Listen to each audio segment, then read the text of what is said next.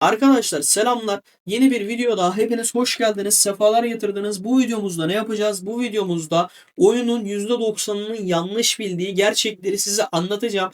İspatlayacağım, kanıtlayacağım, her şeyi yapacağım. Bu gerçek ne abi? Bu gerçek güçlü sunucuda hızlı gelişirsin. Güçlü sunucuda fazla ödül alırsın. Zayıf sunucuda gelişemezsin. Zayıf sunucuda eğlenemezsin. Zayıf sunucuda hiçbir şey yapamazsın mantığı.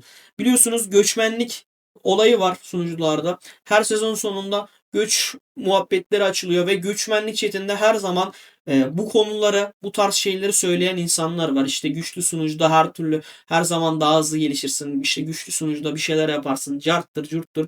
Arkadaşlar bu koca bir yalan. Bu genellikle ya oyunu bilmeyen insanların söylediği bir yalan ya da bir çıkarı olan insanların hani sunucudan bir çıkarı vardır. Ne bileyim örnek veriyorum bir şey yapıyorlardır. Sunucuyu doldurmaya çalışıyorlardır.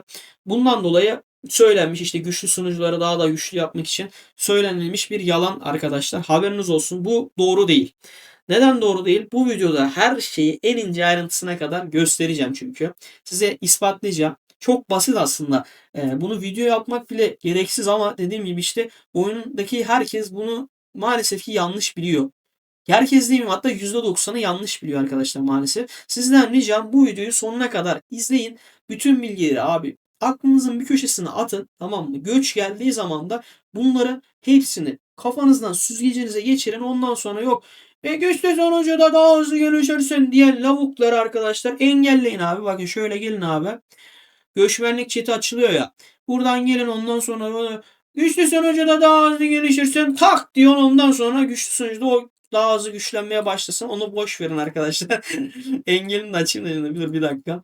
Şimdi dostlar şamatayı bir kenara bırakalım. Şimdi engellenenlerden de hemen çıkarayım kara listeden çıkartayım. Berkay kalmasın orada.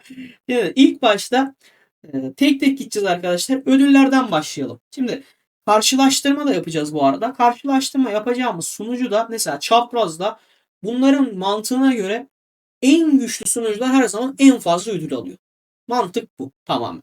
Peki mesela buradaki bizim çaprazdaki 50-60 sunucu arasındaki en güçlü sunucu şu anda 197 görünüyor. 197 ittifakından RRH ittifakı görünüyor. Bu ittifakı ele alalım ve biz de 42. sıradayız. Bu mantığa göre bu adamlar bizden her türlü çok aşırı derecede ödül alacak. Bu adamların ikinci ittifakı bizden daha fazla ödül alacak. Çünkü ikinci ittifakları da aynı sunucuda. Mantığa göre güçlü sunucudaki ikinci ittifakta her türlü bizden daha fazla ödül alacak. Çünkü neden? Biz abi burada 42. sıradayız. Şimdi 42. sıradaki ittifakla birinci sıradaki ittifak arasında kıyaslama yapacağız. Yeri gelecek 197'nin ikinci ittifakları arasında da kıyaslama yapacağız. İlk kıyaslama yapacağımız yer dostlar oyunun bana kalırsa en önemli şeylerinden birisi cephanelik. Şimdi cephanelik olayına geldik. Cephanelikten ne alıyoruz abi? Her hafta. Her hafta şöyle göstereyim dostlar. İttifaktaki herkes bir cephanelik başına 30 saat hızlandırma artı 200 elmas alıyor. 200 elması geçtim. Yiyeceği geçtim. 30 saat hızlandırma oluyor temizinden. Tamam mı? Hiçbir şey yapmasına gerek yok. Şimdi bu cephanelik mantığında biliyorsunuz bir aylık döngü var. Birinci hafta 2 cephanelik. İkinci hafta isterseniz 4 cephanelik. Üçüncü hafta isterseniz 6 cephanelik. Dördüncü hafta isterseniz 8 tane cephanelik alabiliyorsunuz. Biz bu dediğimi yapıyoruz ve toplamda bir ay içinde 20 tane cephanelik alıyoruz dostlar. 20 tane cephanelik ve 20 tane cephanelikten de sadece hızlandırma açısından gelen 600 saat hızlandırma. İttifaktaki herkes. Tamam mı? İttifaktaki herkes 600 saat hızlandırma alıyor. Şu ödülleri saymıyorum bu arada. Bak şuradaki ödülleri saymıyorum. Buradaki mesela ödüller de var. İttifaka dağıtılabilen. Mesela buradan hani kendimize de alabiliyoruz. Vitestir ondan sonra 30 saat hızlandırma. Bunları saymamama rağmen 600 saat hızlandırmayı alıyoruz. Tamam hadi gelin bir de 197. sunucuya gidelim. Bakalım ondan nasıl alıyor. Ve şöyle göstereyim arkadaşlar. Biz mesela şu anda 3. haftadayız. 6 tane cephaneliği cebe attık. 197'ye gittiğimiz zaman şimdi bunların mantığına göre güçlü sunucu daha fazla ödül alır. İlk başta cephanelikten başladık ve RRH ittifakı 1. RRH ittifak 2. Ondan sonra ACD, MYTH falan var. 100T var. 2 tane almış. Şimdi bunların mantığına göre bunlar eşit paylaşıyor. Eyvallah. her hafta 2'şer tane alıyor. Yani bu da ne demek oluyor? Ayda 8 tane cephanelik demek oluyor. 8 cephanelikten de yani toplamda 240 saat hızlandırma alıyorsun. Bir tarafta 600 saat hızlandırma var, diğer tarafta 240 saat hızlandırma var. Matematiği siz yapın, hangi taraf daha avantajlı bu konuda. Şimdi birinci konu cephanelik ve cephanelikten bizim sunucu daha avantajlı çıktı. Bizim ittifak daha avantajlı çıktı. Şimdi gelin arenaya bakalım. Şimdi ödüllerde her türlü cephanelikte sapladık. Artık bu şekilde mi konuşalım? Ödüllerde sapladık birader. Bizim ittifaktaki oyuncuların hepsi 197'ye göre daha fazla ödül alıyor abi. Şöyle en güçlü sunucuya göre daha fazla ödül alıyoruz. Şimdi buraya geçtim. Ondan sonra arenaya geldik abi. Arenada şimdi gördüğünüz gibi biz 203 sunucusuyuz. Rakibimiz 245. Rakibimiz peki neden 245? Şöyle göstereyim. 245'e geldiğim zaman Roka ittifakı. İttifakın gücüne baktığım zaman 59 milyar. Bizim ittifakın gücü 61 milyar. Yani ne demek oluyor? Kafa kafaya ittifaklar arenada eşleşiyor. Kafa kafaya ittifaklar arenada eşleşince ne oluyor abi? Megalodon oyuncu olmuyor. Bu tarz ittifaklarda genelde Megalodon oyuncular olmaz. Daha az harcama yapan oyuncular oluyor. Bu da ne oluyor? Buradaki günlük ödülleri ve haftalık ödülleri her türlü almamıza yardımcı oluyor. Yani daha fazla almamıza yardımcı oluyor. Doğrusu bu aslında.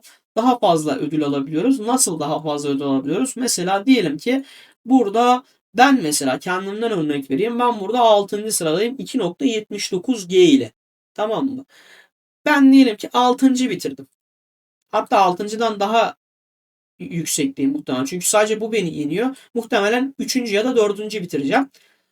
Şimdi ben burada bu sunucuda olduğum için mesela diyelim ki 3. bitirdim gücüme göre. 2 tane bu arenadan aldım. 22 şeref puanı aldım. İşte 15 turuncu kahraman partisinden aldım. Sonra günlükten de işte genelde 3. 4. bitiriyorum. 2000 buradan aldım. 1800 buradan aldım diyelim. Diyelim ki ben 203 sunucusunda oynamıyorum. 203 sunucusunu oynamak yerine dedim ki bir çılgınlık yaptım. Bu adamların dediklerine güvendim. Bunların dedi bir bildiği vardır abi. 197'de en güçlü sunucuda daha hızlı güçlenirim dedim. Ondan sonra arenaya girdim. 197'ye gidip arenaya girdim. Şimdi 197 ittifakı 197'nin en güçlü ittifakı RRH. RRH 93 milyar gücünde. Rakip de RRH kadar güçlü birisi gelecek. Kim mesela? Örnek veriyorum. Project Omega ya da VCL ya da RVG. Bunlardan birisi gelecek rakip olarak da mecburen. Abi mesela bunda zaten 3-5 tane Megalodon var. 3-5 tane de bunda olsa, rakipte olsa etti sana 6. Megalodon'a geçtim. Zaten aşırı derecede yüksek bir rekabet olduğu için yani şunlar bile çok güçlü. Bunlar da benim önüme geçecek. Kendi ittifakımdan. RRH ittifakından. Ondan sonra rakipten de illaki o tarz oyuncular olacak. Ben 3. olmak yerine 197'de oynasaydım örnek veriyorum 20. 30. bile olabilirdim yani. Anladınız mı? Buradan da ne oluyor abi? Daha az ödül alıyorum. Kendim için örnek veriyorum. Peki gücüm daha az olsaydı bu sefer ne oluyordu? Mesela Berkay yerine olalım. Kebapçı Celal 1.17G ile 10. sırada abi.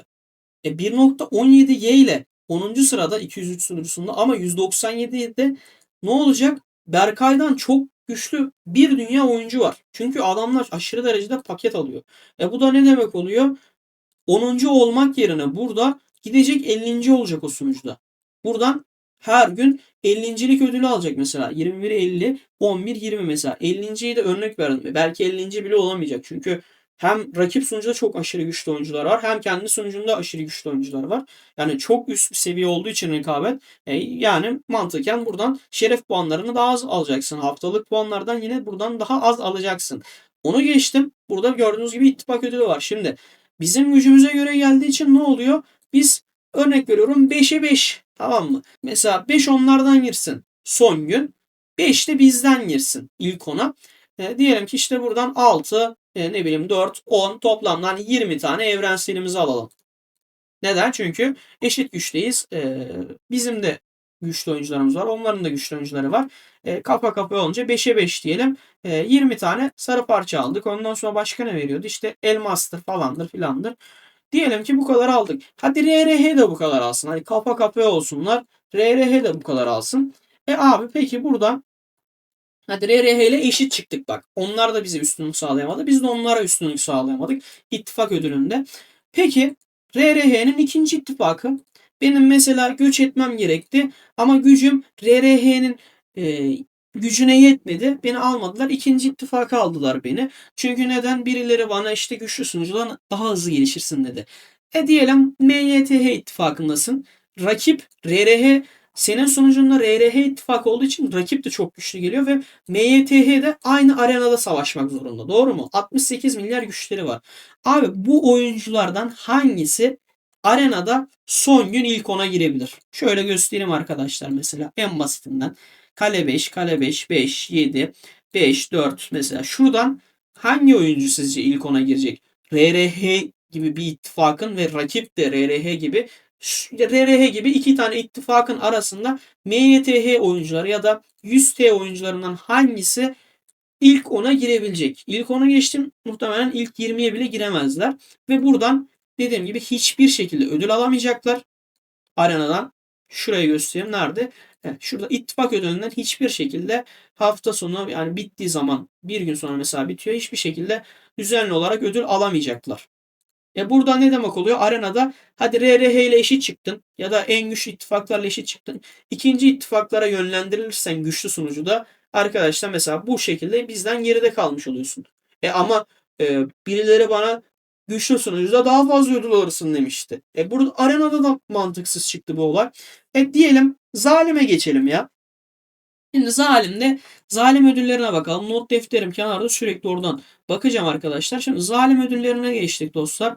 Zalim ödüllerinden sıralamamıza bir bakalım. Mesela Nazım abi 8.1 ile birinci. Ben 8 ile ikinciyim. Himmel 6.8 ile 3. Maraşlı 4.6 ile dördüncü falan filan. Şimdi burada mesela bu sefer altlardan örnek verelim. Diyelim ki Big Zeka 19. sırada. 2,5 milyar hasarı var. Tamam mı? Şöyle bakalım. Bunun mesela modifiye araç gücü 45 milyon. Kahraman gücü 95 milyon. Bu adam mesela bizim sunucumuzda 19'a, yani ilk 20'ye giriyor. Ödüllerine baktığımız zaman her gün düzenli olarak gelişmiş işe alım kuponu 2 tane alıyor. Ondan sonra 8 tane mor gıda takviyesi alıyor. Bu da ne demek oluyor? Kahraman daha hızlı level alacak her gün aldığı için. Ondan sonra %, elmas alıyor. 100 elmasla, hatta şu kaynağı saymayalım. Şu ikisine bakalım. Şimdi bu adam bizim sunucumuzda 19. sırada arkadaşlar. Şöyle baktığımız zaman mesela 197'ye.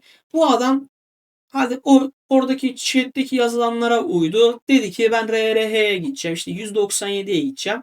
Arkadaşlar sizce bu adam 197'ye gittiği zaman 19. olabilir mi?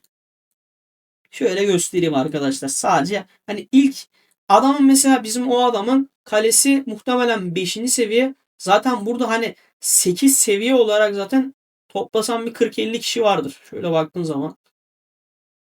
Yani direkt mantıken 50. 60. olamıyor. Zaten kaleler 8 olduğu için. 7'ler de var. 6'lar da var derken o bir anda 100. yüzden daha aşağılarda, daha yükseklere de gidebilir. Ödüllerine bakalım peki. Mesela diyelim ki burada 19. oldu. Orada 100. oldu ya da zaten 50'den sonrası aynıymış. Buraya dikkat etmemiştim. Hiç gerek duymadım çünkü oraya. 50. de olamayacağı için, yani ilk 50'ye de giremeyeceği için buradan 2 tane gıda takviyesi alacak. 8 tane almak yerine 6 tane. Her gün 6 tane tak tak tak zarar. Mesela biz 300 gündür oynuyoruz. 300 günde 6 tane, 6'şer tane zarar yaz mesela. Örnek veriyorum. Çünkü bu oyunlar çok uzun süreli. Ondan sonra gelişmiş işe alım kuponundan 2'şer tane alıyordu her gün. Her gün -2 yaz. Tak tak tak. -2 abi. 50 elmastan 80 elmas. O yazmaya gerek yok. Şunlar önemli çünkü dediğim gibi kahraman level'ları için. Ne oluyor? Her gün yavaş yavaş geri düşüyor. Ama ne oldu abi? Zalimde de gücüne göre daha yavaş gelişiyorsun. Güçlü sunucusun ama gücüne göre daha yavaş gelişiyorsun. Çünkü rekabet çok aşırı üst seviyede güçlü sunucuda. Mantık o. Zalimde de patladık. Şimdi istilaya gelelim dostlar. Zombi istilası biliyorsunuz. Her hafta bir kere zombi istilası yapılıyor. Şimdi zombi istilasında mantık ne? Eğer senin Dört ordun yani kahramanların ne kadar güçlüyse dört orduya yayıyorsun ve dört ordun da ne kadar güçlüyse çok daha fazla puan alıyorsun. Mesela bizim sunucuya baktığımız zaman şöyle bir gelelim abi. Kahraman toplam gücünde maksimum 119 milyon var. İşte Himmel 113, Nazım D 113, ben 112, Sailers 109. Mesela bizim sunucudaki rekabet bu seviyede. Mesela ne oluyor abi?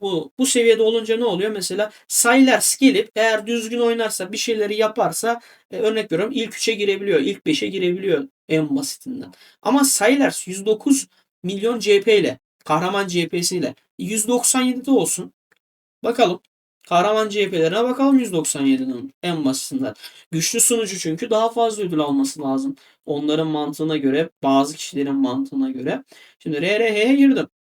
Bakalım 109 milyonla mesela Joker'e baktığımız zaman 159 milyon. Sen 109 milyon güçle yani ağzında kuş tutsan zombi istilasında 159 milyon güçteki herhangi birine karşı puanda öne geçmenin imkanı yok. Mesela şuna bakalım. 138. Ghost Rider'a bakalım. 137. Magit'e bakalım. 128. Sonrasında Phantom'a bakalım. 136. Her baktım mesela 109'un üstünde. Sonra Leonard'a bakalım. 139 mesela. Tabani'ye bakalım.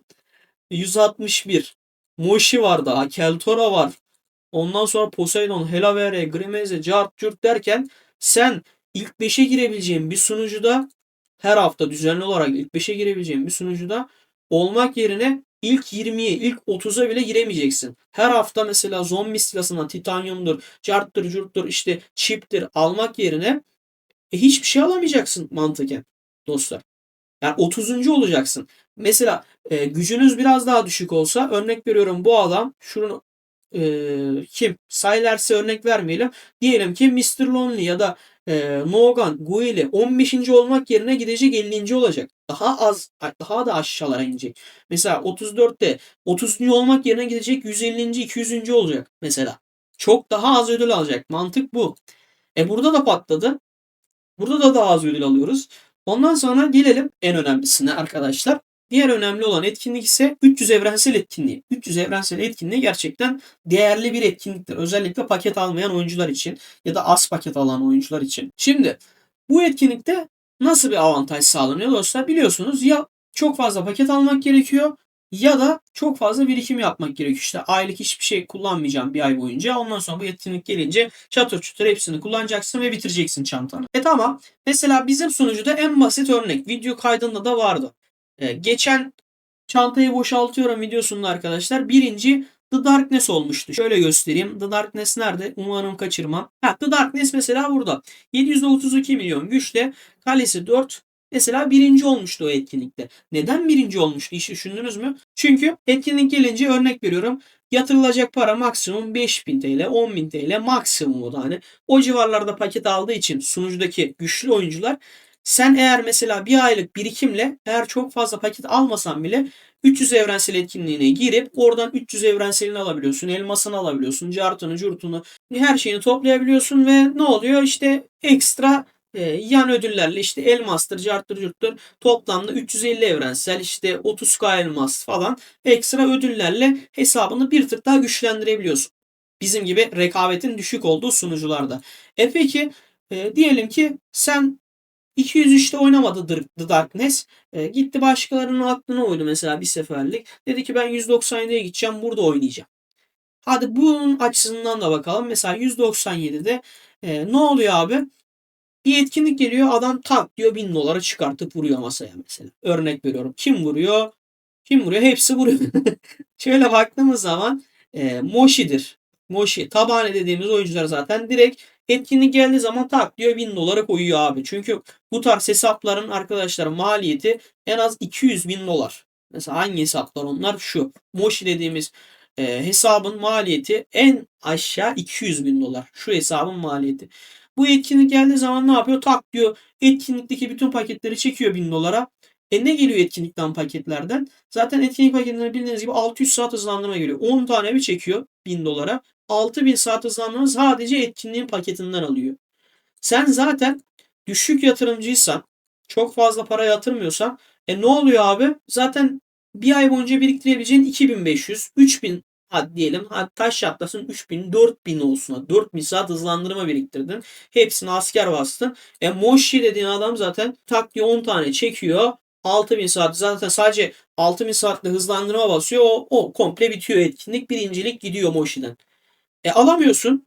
Hani güçlü sunucuda daha hızlı gelişiyordun. Bu 300 evrensel etkinliğinde de alamadın. Aynı mantıkla oynadığımız zaman.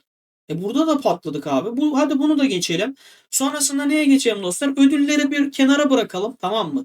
Şimdi diyelim ki savaşlar. Şimdi savaşlarda genelde şey diyorlar. Fazla eğlenemiyorsun. İşte zevk alamıyorsun. O oluyor, bu oluyor, cart oluyor, cürt oluyor. Şimdi ne var mesela savaşlardan? Yüce Savaş var, sezon savaşları var. Doğru muyum? Bir de Karaaltın savaşları var. Bu üçüne değinelim dostlar şimdi sizle birlikte. Şimdi Yüce Savaş'ta ne oluyor abi? Bizim ittifakın gücü 62 milyar. Rakibe de örnek veriyorum 63 milyar, 65 milyar, 55 milyar, 58 milyar falan filan. İttifaklar geliyor. Yani rekabet yine kafa kafaya. 65 milyar güçte bir ittifak geldiği zaman zaten kalelerin ortalaması işte 5'tir, 6'dır, hani 4'tür, tamam mı? Ne olmuş oluyor? Kale 5'te adam akıllı savaşabiliyor. Kale 4'te adam akıllı savaşabiliyor. Kale 7'de adam akıllı savaşabiliyor. Kale 8'ler zaten bayram havasında. Bizim bayram havasında oluyor. Doğru muyum? Doğru. Şimdi 197 sunucusunda olduğumuzu varsayalım. Bu sefer ne oluyor? Senin en güçlü ittifakın 93 milyar güçte. Senin en güçlü ittifakın 93 milyar güçlüyse rakipten de o civarda güçlü bir sunucu gelecek. Bu da ne demek oluyor? Yani buradan örnek veriyorum işte Project Omega ya da VC ile işte RV ile bunlardan herhangi birisi gelecek. Geldiği zaman bu adamların zaten ortalaması yine 7. Maksimum hani en düşük ne bileyim 5 vardır. Onlar da bir iki tanedir. Ne oluyor? Kale 7'ler bir tık hani eğlenebiliyor. Kale 8'ler okey. Ama burada en çok eğlenen oyuncular kim? Megalodon oyuncular tabii ki de. Ama mesela diyelim ki RRH'nin ikinci ittifakısını alsam. Şöyle nerede o ikinci ittifakı, üçüncü ittifakı? Mesela MYTH'sin ya da 100T'sin, tamam mı? Buradaki oyuncular ne yapıyor abi? Mesela en basitinden bir önceki Yüce Savaş videosunda ne oldu? Bizim ittifaktan mesela kim? Pierre var mesela. Şu anda açık mı? Mesela Pierre videoda da gördünüz bir adama saldırıyor. Bir ralli açana saldırıyor. Ralliyi bozuyor. Ondan sonra oradan sağa ışınlanıyor. Bizim Himmel'i koruyor. Himmel'e saldıranı ışınlıyor bir taraftan. Hani sürekli savaşın içinde ve ne yapması gerektiğini bildiği için hani bunlara da gücü yettiği için ne oluyor? Daha fazla eğlenmiş oluyor. Abi sen mesela şuradaki diyelim ki mesela kimsin? Panik Baby'sin, tamam mı? Ya da diyelim ki şuradaki RRH'den örnek vereyim. RRH'den kimsin sen? Mesela diyelim ki İmoh'sun ya. Mesela kalesi 7, tamam mı? Şimdi ne oluyor abi? Rekabet en üst seviyede. Şimdi ralli açana saldıracaksın desek mesela RRH'sin. Rakibin VC ile. Mesela ralliyi kim açıyor abi? Lozi açıyor. Ya da örnek veriyorum kim açıyor? B4DZ açıyor abi ralliyi. Adam ralliyi açtı. İkinci ordusunu hadi dışarı çıkartsın. Sen ne yapsan da yani yırtınsan da, tamam mı? Sen kafayı da yesen sabaha kadar da vursan mesela Hades olduğunu düşün. İstersen o B400'e sabaha kadar vur mesela sen o adamı uçuramayacaksın. Ya da sen o savaşta yani yapmak istesen de yapamayacaksın. Çünkü senin karşında Megalodon oyuncu var ve sen Megalodon değilsin dostum. Bu da ne demek oluyor? Rekabet aşırı derecede yüksek. Senin yapabileceklerin çok kısıtlı. Sen ne yapacaksın abi bu savaşta? Örnek veriyorum rally açılırsa rally'ye katılacaksın. İşte rally Moshi açarsa Moshi'ye katılacaksın. Ondan sonra Moshi'nin etrafında işte bir iki tur duracaksın. Ondan sonra olay bitecek. Yani senin yapabileceğin şeyler kısıtlı. Ama mesela Pierre'nin yapabileceği şeyler kısıtlı değil. Çünkü gücü kafa kafaya olduğu için ve rekabet düşük olduğu için Pierre'nin yapabileceği şeyler çok daha fazla. Aynı güçlü olmasına rağmen. Mesela hatta aynı güçlü değil mesela. Kale 6 Pierre, o kale 7 ama Pierre'nin rekabeti düşük olduğu için sunucuda ne oluyor? Yapabileceği şeyler gücü yettiği için daha fazla oluyor ve bu da ne demek oluyor? Daha fazla eğleniyorsun. Daha fazla bir şeyler yapabiliyorsun. Daha fazla öldürme skoru kasabiliyorsun ve komple daha fazla eğleniyorsun. Hani eğlenemiyordun? Daha az şeyler yapıyordun hani mesela. Yapamıyorsun. Şimdi en önemlisi peki bunu da geçtim. Hadi bunu da geçelim. Yüce Savaşı da geçtik. Sezon savaşları. Arkadaşlar biliyorsunuz sezon savaşlarında ne oldu? Bunların olay tamamen patladı. Nasıl patladı? Şimdi mantığa bak. Biliyorsunuz eşleştirme sisteminde ilk sunucunun ilk iki ittifakının gücü baz alınıyor, saf gücü baz alınıyor ve rakibe de size de aynı güçlü oyuncular geliyor ve sunucudan 4 ittifak katılıyor, tamam mı? Şimdi bizim sunucunun en güçlü ittifakı biziz ve ikinci ittifakı oynamıyoruz. Bu ne demek oluyor? Rekabet daha az yine ve rakibimiz şöyle göstereyim daha az zayıf oyuncular oluyor. Şöyle göstereyim hızlıca. Mesela bize gelenler 44 milyar, hadi 44 milyar diyelim. Ondan sonra 35 milyar diyelim. 27 milyar. İntikam İttifakı'na bakıyorum. 44 milyar. Sonrasında 39 milyar. Sonrasında 36 milyar. 29 milyar. Mesela biz 62 milyar güçte olmamıza rağmen bu sezonda komple rakibi darmaduman edeceğiz. 1 ve 3 atacağız. Bütün ittifakları ezeceğiz. Ve bütün ödüllerin maksimumunu alacağız. 62 milyar güçle. Abi diyelim ki 197'yiz. Tamam 197'ye gittik. 197'nin ikinci ittifakıyız. Sonuçta güçlü sunucu daha fazla ödül alıyor. İkinci ittifakı ya da üçüncü ittifakı. Hadi ikinci diyelim. Mesela MYTH'yiz biz. Tamam mı? 68 milyar gücümüz var. Bak şu anda 62 milyar olmasına ama adamların ikinci ittifakı bizden güçlü. Ödül açısından bakalım bir de ya da eğlence açısından bakalım. Şimdi senin en güçlü ittifakın DRH. RRH güçlü olunca rakibin de şunlardan birisi gelecek. Hadi diyelim ki şu dördü geldi. RRH geldi. Projet geldi. Şu simgeyi okuyamadığım için. VCL geldi. RVY geldi. Bu dördü aynı sezona düştü. Şimdi ne oluyor?